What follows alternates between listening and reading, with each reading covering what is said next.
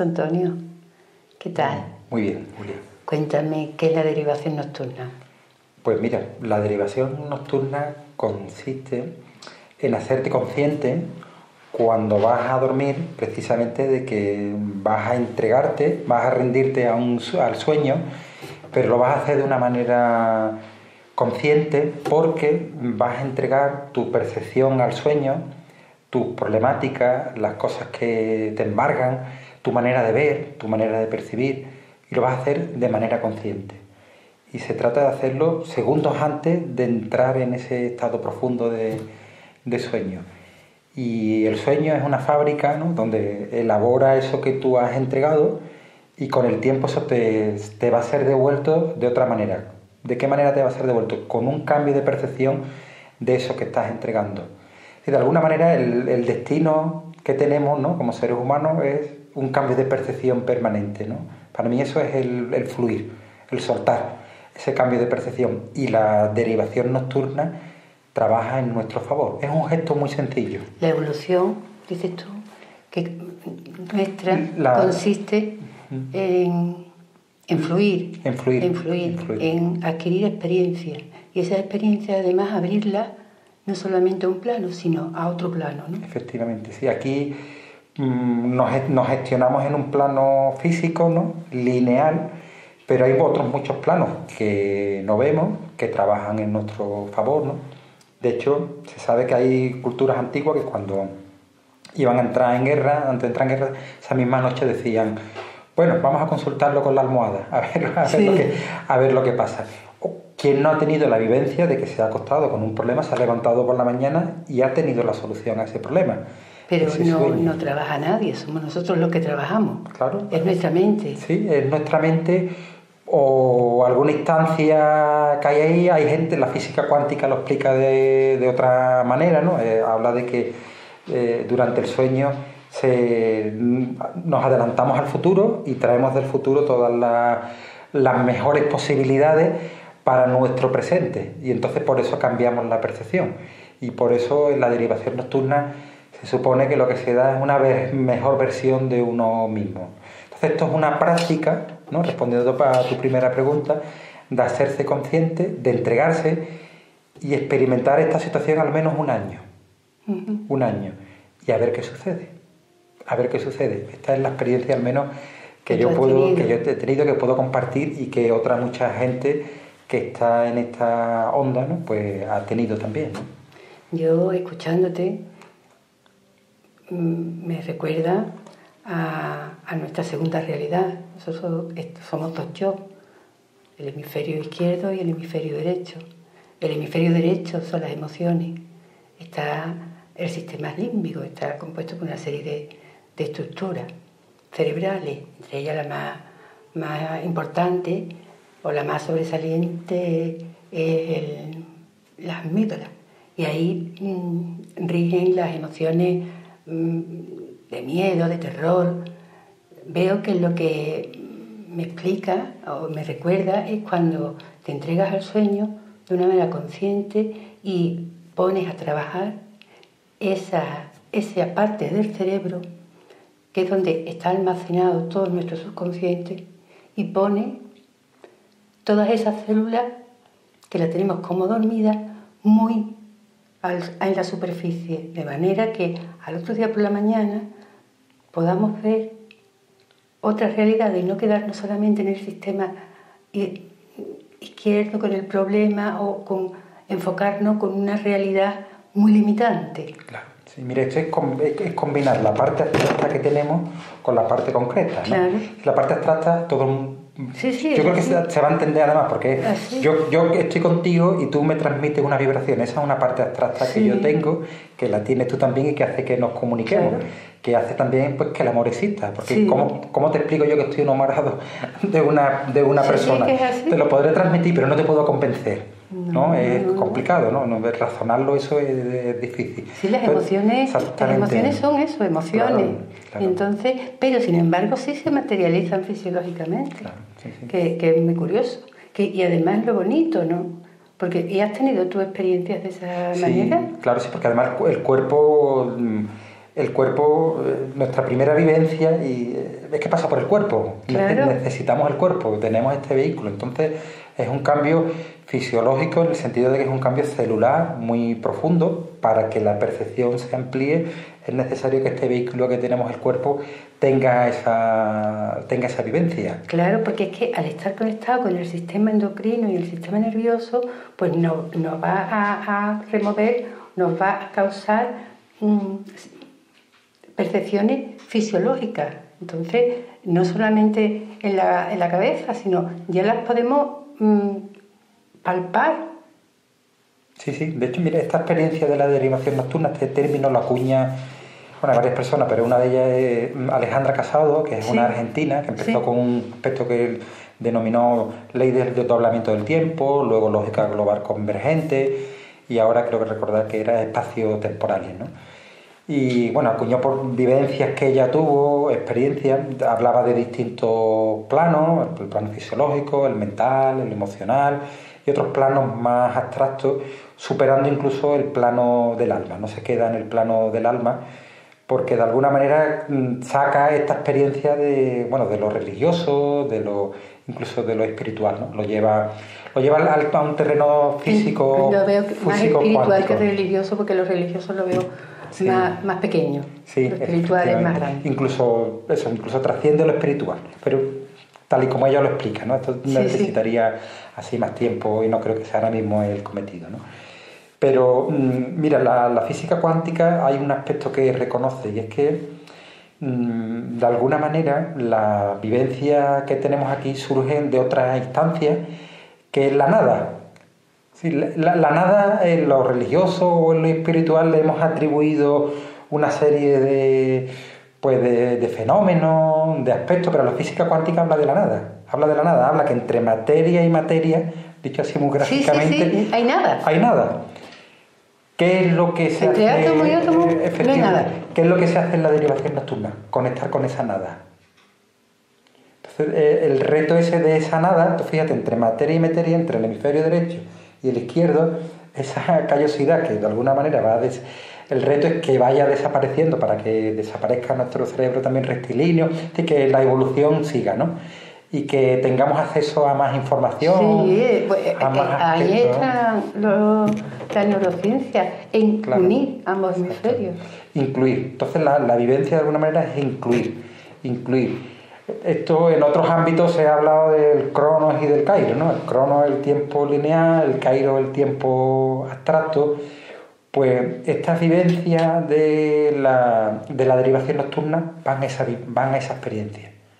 Esa experiencia, a abrirse para que tu percepción vaya cambiando, sea más rica, donde hay límites se vean cada vez más posibilidades. Entonces es un mundo súper interesante. Es interesantísimo. No es encomendarse a nadie. Nada, no. No te tienes que encomendar a nadie. No es un ruego, no es una oración, no es una...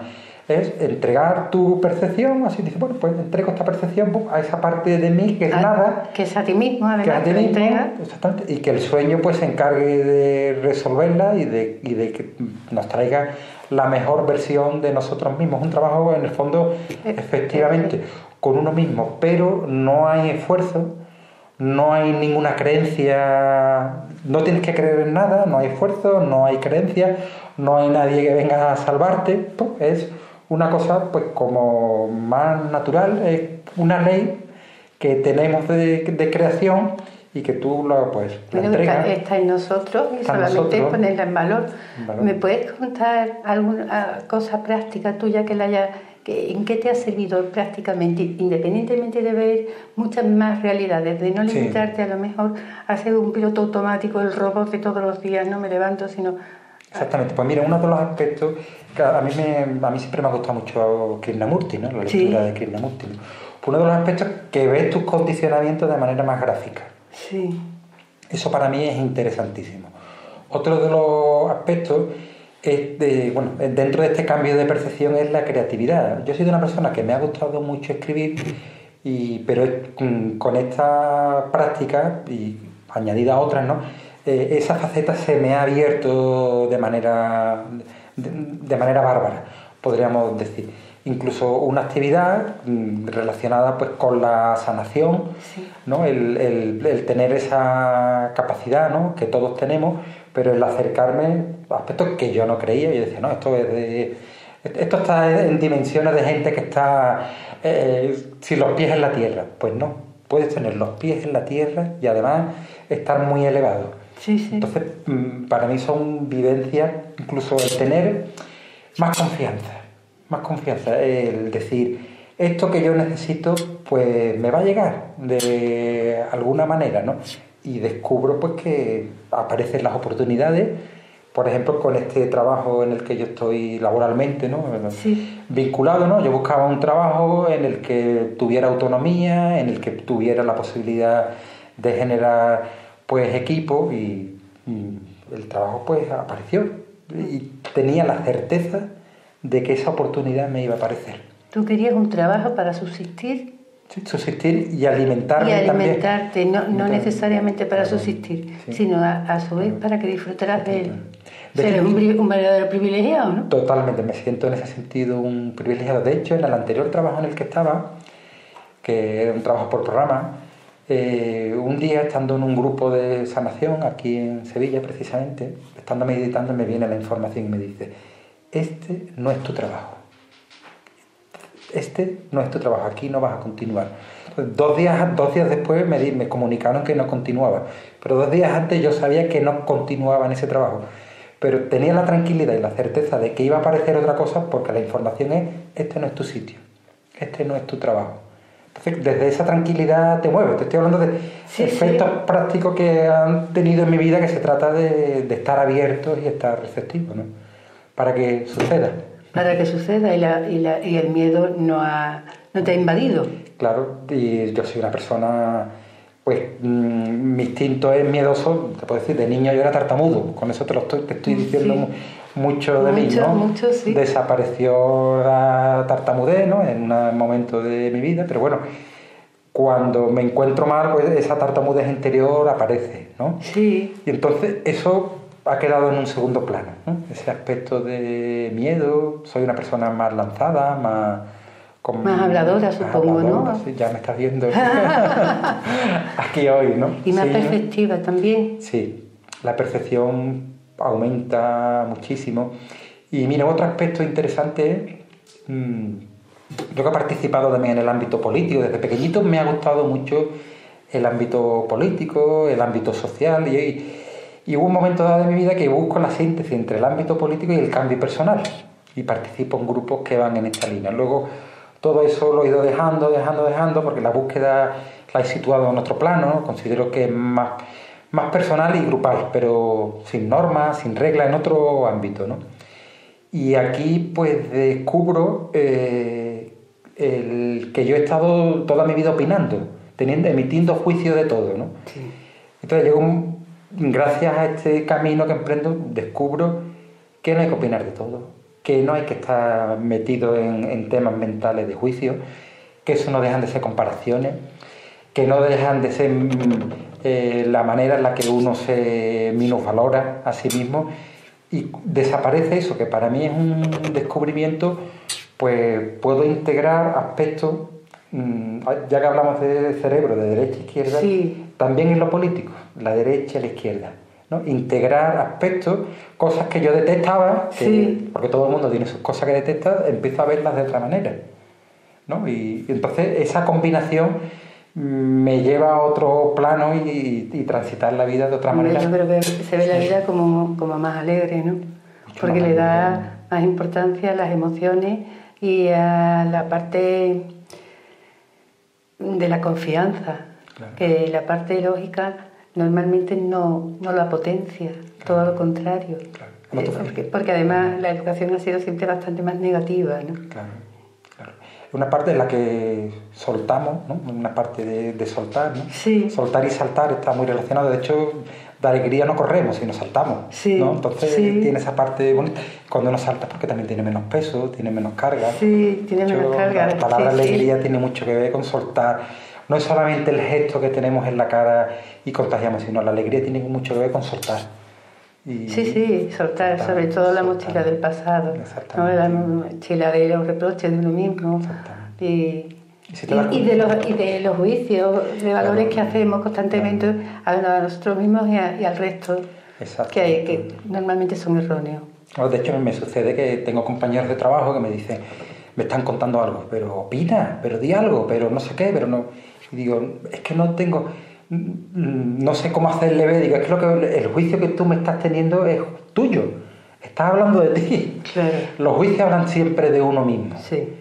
Entonces, el ver ese espejo de que todo lo que uno habla realmente de uno mismo, no habla del otro, eso para mí es un descubrimiento, claro, y es un tránsito duro algunas veces, ¿no? Algunas veces sí, pero es una evidencia. Tú no puedes enjuiciar nada más que sobre lo que tú conoces.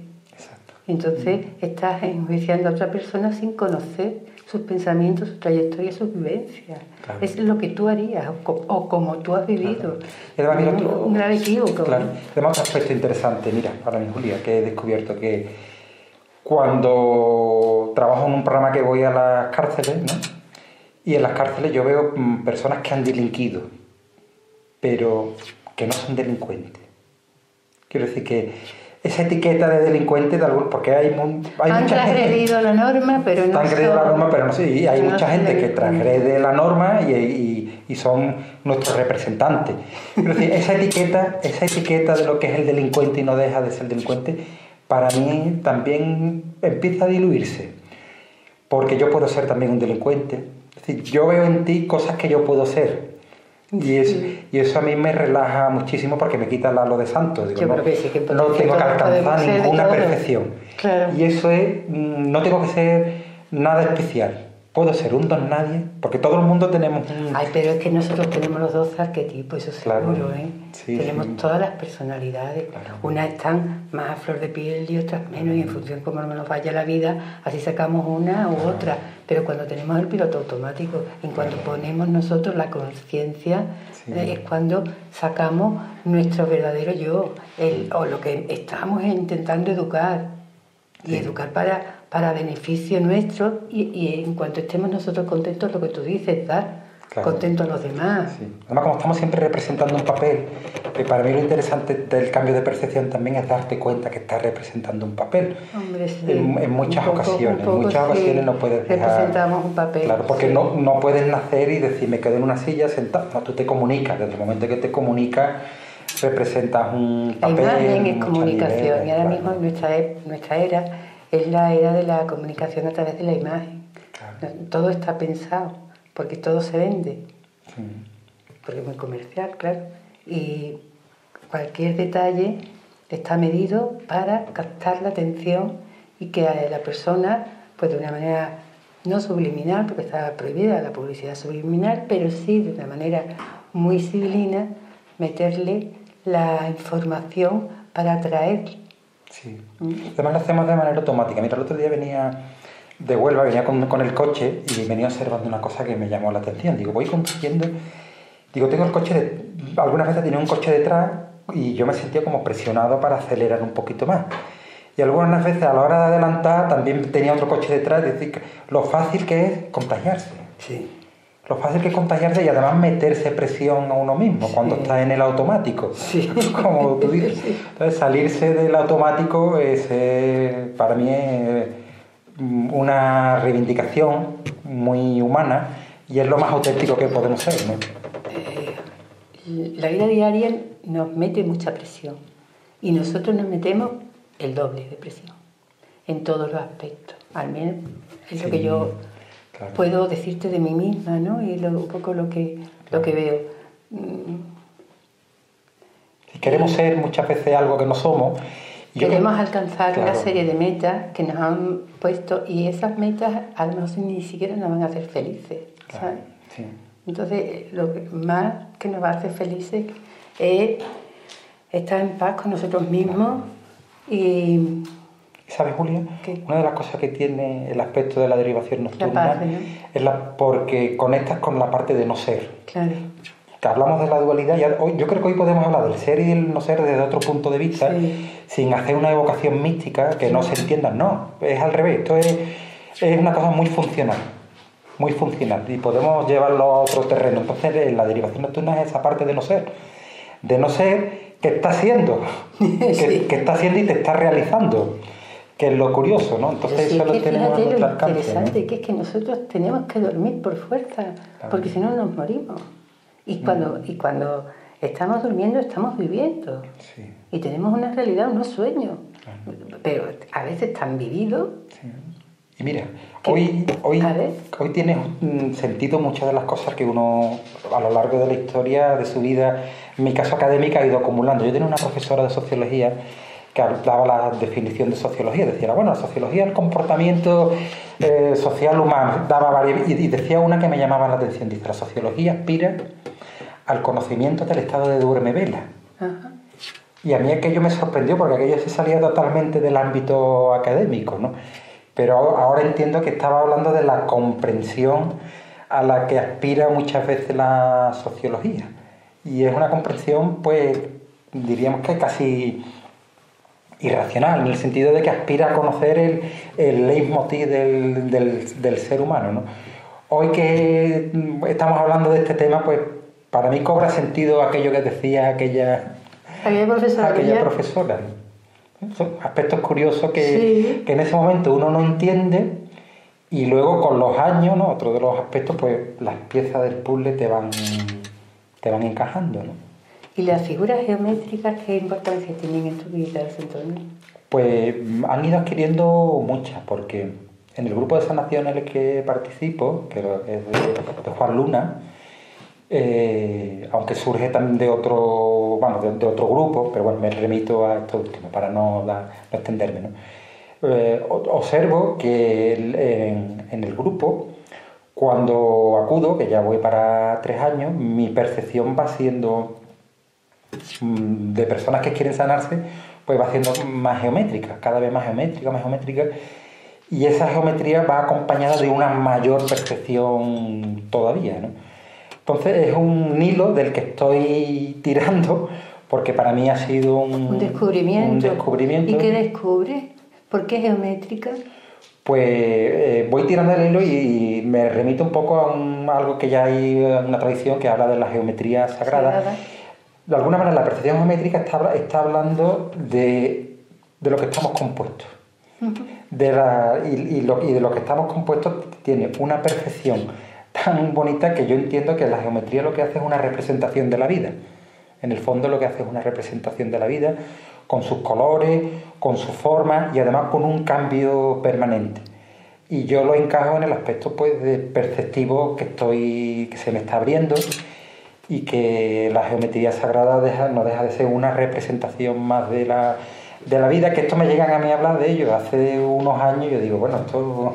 Pero sin embargo, ¿tú has visto el agua cuando está corrompida, que no tiene una geometría, está completamente dispersa y además desagradable de ver? Sí. Sin embargo, cuando corre limpia y corre fluida, hace unos componentes como si fuera un caleidoscopio y es verdaderamente bello. Sí. Incluso los colores, aunque lo hagamos nosotros, pero son preciosos. Sí, de hecho la forma de mandala, ¿no? Sí, que tiene mucho sentido, todas ¿no? las mandalas son... Además, para mí la geometría a mí lo que me inspira es recogimiento. La geometría es una forma de recogimiento, pero es un recogimiento y movimiento, está unido, porque cuando yo percibo la geometría se está moviendo, se está transformando. Eso es muy interesante. Pero sin perder belleza. No, claro. Sin perder la belleza. Pero fíjate la connotación también de intemporalidad, enseguida va a cambiar. Todo. Y entonces, como va a cambiar, es transitorio, que es muy bueno también. Sí, sí. Porque eso te da tranquilidad, si tú lo meditas un segundo. En la medida que van cambiando las situaciones, que parece que no, que la vida siempre está como igual, a veces parece la tengo la vida parada, no es cierto. Va cambiando, hay veces que son muy bruscas, ¿no? Pues te da la seguridad de que otro momento, ese instante ya no está, va a ser otro. Sí. Por lo tanto, si está esos estados de picos que puedas tener, de bajón o de subida, se van a diluir y vas a encontrar un equilibrio. En el equilibrio creo yo que es donde está la tranquilidad y la paz. Pues estar siempre contento, no tienes que estar nunca por debajo de rasante, ¿no? Yo no lo considero que se tenga que estar por debajo de rasante, pero sí, no en una euforia desacerbada, descontrolada, sino mucho más captando lo que hay a tu alrededor. Sí. Si me permite, porque mira, como estás hablando de emociones de alguna manera, algo que voy descubriendo, ¿no?, en este camino, que voy tirando así un poquito del hilo, es, por ejemplo, la tristeza o cualquier otra emoción. Para mí la meditación ha cambiado mucho de sentido, o el término, el concepto de meditación, y se va acercando a ser capaz de mantener tu mirada en cualquiera de los estados en los que estés.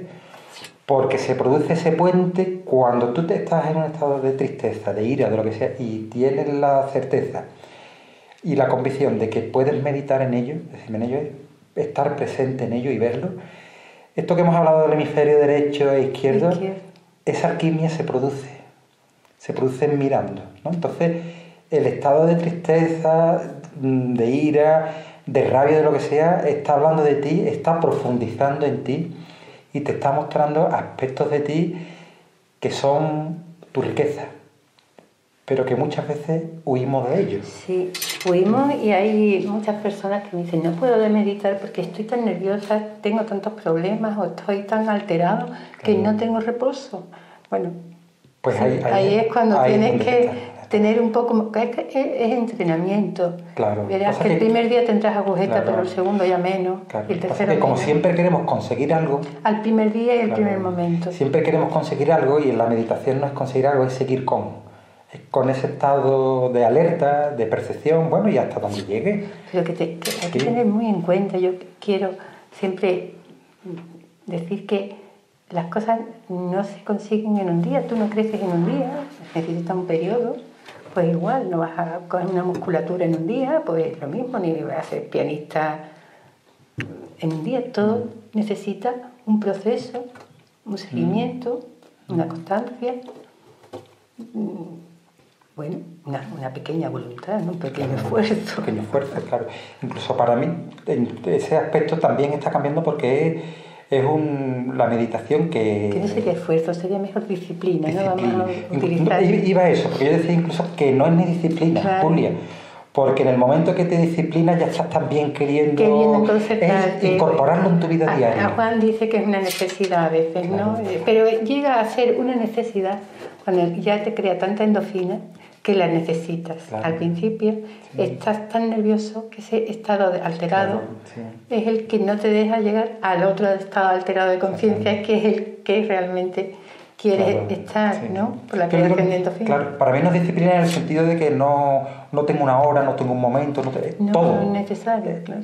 Cualquier circunstancia cualquier momento es de bueno la vida, para relajarte. En una cola, de pie, respirando, cuando te viene una sensación que te angustia, el decir, bueno, pues la miro, ya está. Y es verdad que sí tiene esa parte de entrenamiento, ¿no? Claro. Que se que va al viendo. Principio sería mucho más interesante de hacer para que poder habituar al cuerpo al recogimiento, al silencio. También hay lugares que están muy impregnados de esa energía que te relaja. Cualquier templo donde las personas vayan y no tengan una actitud beligerante, va a recoger esa energía, y allí tú vas a encontrar un reposo. Da igual la creencia donde tenga o el sitio, o sea que es lo de menos. Pero sí, la invasión del terreno no ha sido atormentada, pues se va a mantener muy limpio. Estoy hablando de una manera alegórica, ¿no? Sí. Cualquier sitio es bueno, claro. Claro. No, además es un sentido, en doble sentido, una dirección. Yo capto del ambiente y además yo puedo proyectar al ambiente. Sí. Se produce esa simbiosis, que pensamos que las cosas son en una única dirección y no. Y además llega de la manera, muchas veces una comprensión llega de la manera más absurda o menos esperada. Menos esperada. Y por eso la calificamos de absurda. Exactamente. Pero es porque no la esperábamos. No la esperábamos y esas son las buenas. Las que nos sorprenden. Esas son las buenas, las que nos sorprenden, las que nos asombra.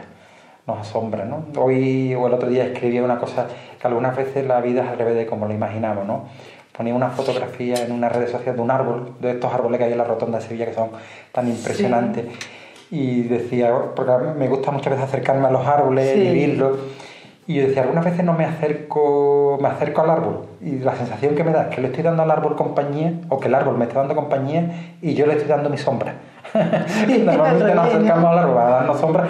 No, le estoy yo entregando mi sombra al árbol y se produce, que con la naturaleza en general, ¿no? Se produce muchas veces la naturaleza es asombrosa. Una entrega cuando interesante. Te fijas en ella parece que se fija en ti. Sí. Y hay una comunicación interesante. Muy interesante. Lo de la sombra, ¿no? Uno va buscando la sombra, pero muchas veces eso es nuestra sombra las que dejamos allí, ¿no? Sí. Cuando uno se nota que se renueva es porque tú has dejado tu sombra. Sí. ¿O la has visto? Sí. ¿La has visto? Pues me parece un mundo apasionante porque una forma de utilizar nuestro cuerpo a la máxima potencia, especialmente el cerebro. Y el cerebro emocional, las emociones que estaban tan denostadas, que es una palabra que mi marido dice que yo digo mucho, porque me gusta, bueno. Pero sí, que no, las emociones antes no estaban bien vistas, ¿no? Sí. Pues llorar era feo, bueno. Sí. Y hay que permitírselas. Las emociones. Claro, y ahora hay que ponerlas en valor y sacarlas a la luz, reconocerlas, aceptarlas, abrazarlas y dejarlas ir. Y ya está. Si estás triste, no pasa nada. Si estás contento, pues mejor, ¿no? Sí, es un estado de energía que muchas veces es insoportable porque a nadie le gusta estar, pero si uno descubre que puede meditar con ellos, meditar con ellos es estar en ellos, verlo. Y eso cambia, se transforma, es una alquimia. Uno descubre también qué es lo que sucede en ese estado y tiene un aprendizaje, ¿no? Es decir, se puede aprender de todo. De todo y de todo el mundo. De todo y de todo el mundo. De todo el mundo. No hay nadie que no tenga algo que enseñar, ¿no? Somos muy selectivos y se trata de construirnos en ese aspecto, ¿no? Yo creo que eso ya hay que desterrarlo completamente.